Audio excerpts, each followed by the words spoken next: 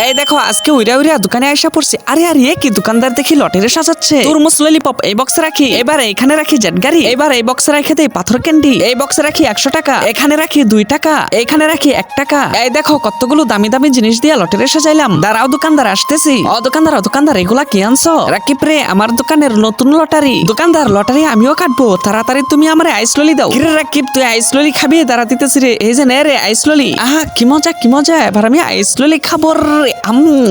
আইস ললি কি মজা। দোকানদার এবার আমি লটারি কাটবো। মাইরা দিলাম।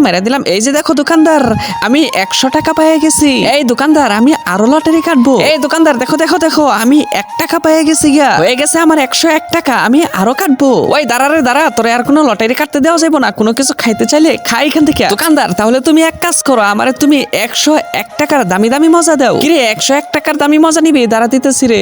এই যে নে রে তোর 101 টাকার দামি অনেকগুলা মজা। বন্ধুরা আমি দামি দামি মজা নিয়ে যাই, আর তোমরা সবাই লাইক সাবস্ক্রাইব করো।